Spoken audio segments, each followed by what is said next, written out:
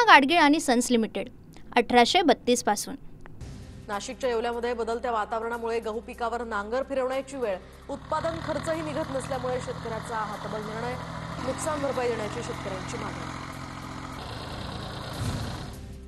भुसावळ मुक्ताईनगर तालुक्यामध्ये अतिवृष्टीनंतर बदलत्या हवामानाने शेतकरी संकटात। मोठं नुकसान झालं तरी सुद्धा मदत न मिळाल्यामुळे शेतकऱ्यांची चिंता वाढली, तर रब्बीची पिकंही संकटात। धाराशिवमध्ये आतापर्यंत 1 लाख हेक्टरवर रब्बीची पेरणी, जिल्ह्यामध्ये ज्वारीच्या पिकाला शेतकऱ्यांची पसंती, जिल्ह्यामध्ये 43,000 हेक्टरवर ज्वारीचा पेरा। नाशिकच्या मालेगावमध्ये आपत्तीपासून संरक्षणासाठी द्राक्ष बागांना आच्छादन, तर ऊन वारा पावसामुळे द्राक्ष बागांना ताडपत्रीचं आच्छादन, रोग पडू नये यासाठी शेतकऱ्यांकडून खबरदारी। अवकाळी पावसाची शक्यता असल्यामुळे गोंदियामध्ये शेतकऱ्यांची कापणीसाठी धावपळ, तर धान तयार पण आभाळात अनिश्चिततेचं सावट। दरम्यान मजुरांची टंचाई असल्यामुळे शेतकरी स्वतः करतायत कापणीची कामे। कृषी विभागाकडे कांदा चाळ मिळवण्यासाठी अर्ज करून सुद्धा चाळ मिळाली नाही, शेतकऱ्यांना घरातच तयार केला या ठिकाणी कांदा। दरम्यान मसोला खुर्द या ठिकाणी अल्पभूधारक शेतकरी प्रकाश किसनमुळे यांच्याकडून चाळीची निर्मिती।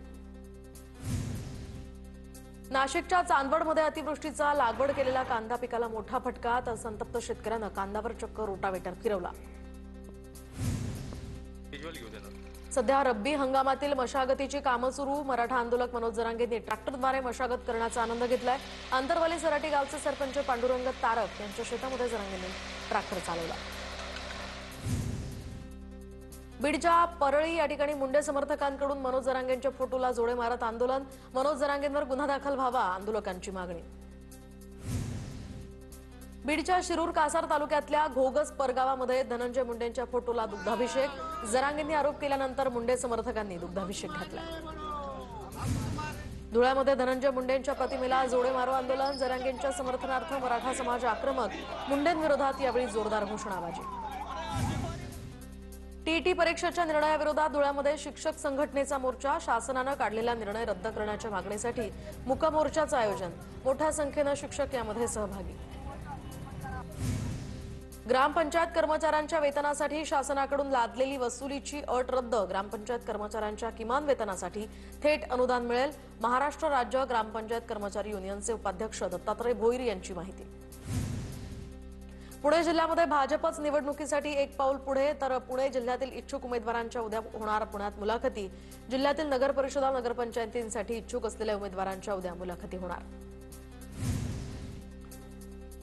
सासवड जेजुरी देवळी दरम्यान देवाची फुरसुंगी यासह नगर परिषदेमध्ये भाजपनं स्वबळाची तयारी केल्याची चर्चा, युतीसाठी मुख्यमंत्री फडणवीस उपमुख्यमंत्री शिंदेंसह विजय शिवतारे चर्चा करणार, अजित पवारांसोबत युती करायची का या संदर्भात सुद्धा शिंदेंसोबत शिवतारे चर्चा करणार।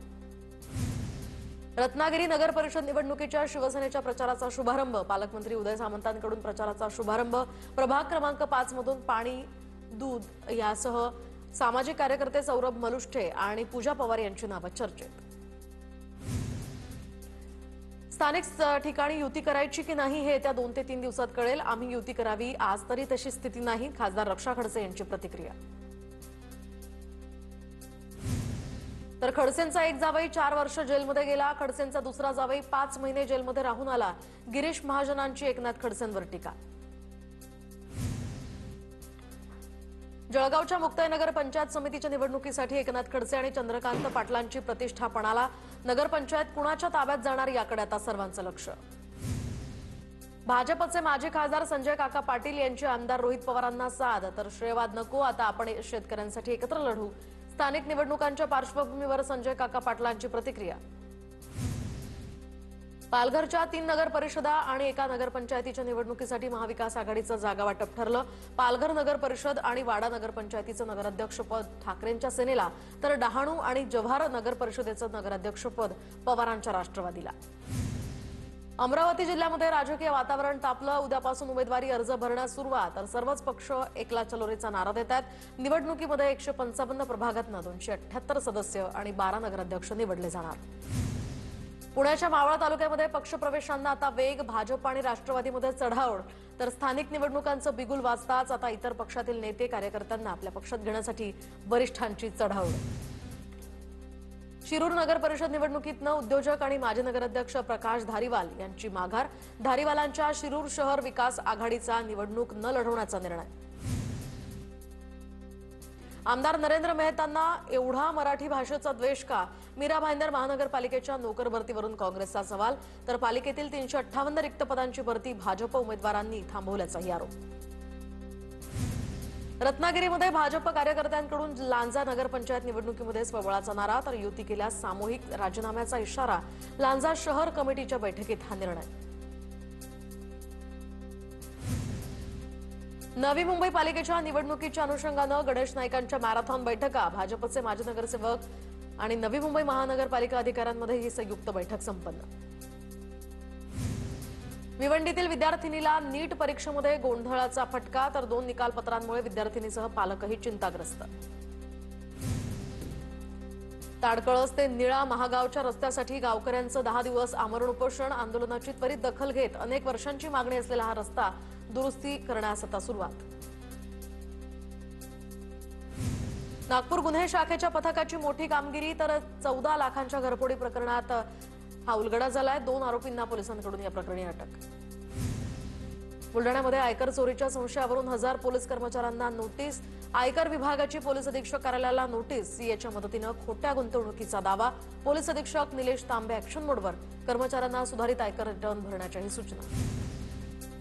भंडाऱ्याच्या लाखांदूरमधील आथली या गावात मुलानं वडिलांची हत्या केल्याची घटना. आरोपीविरुद्ध खुनाचा गुन्हा दाखल, तर पोलिसांकडून या संदर्भात अधिकचा तपास सुरू.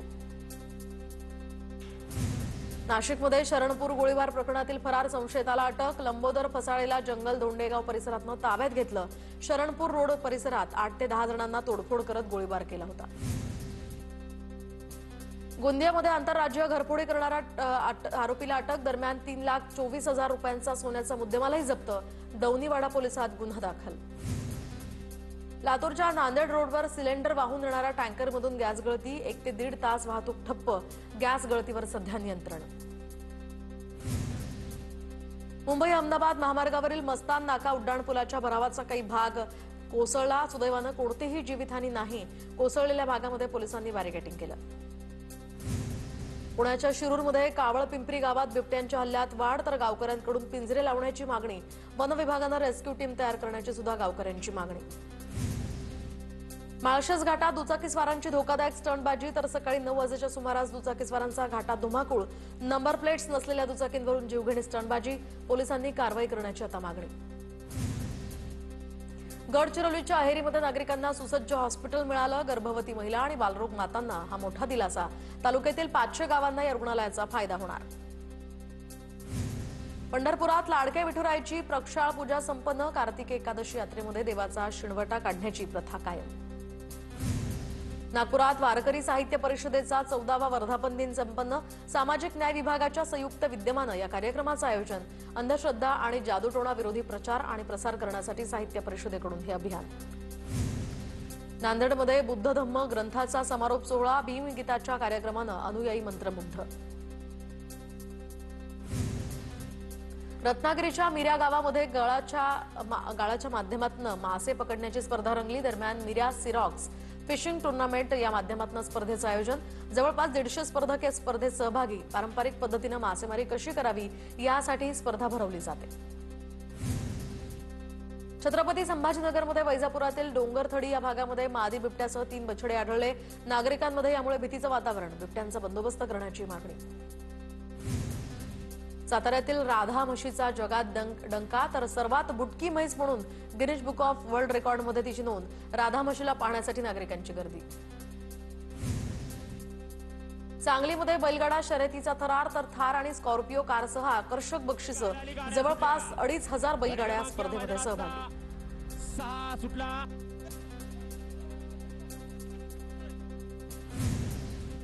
पूना गाडगीळ आणि सन्स लिमिटेड 1832 पासून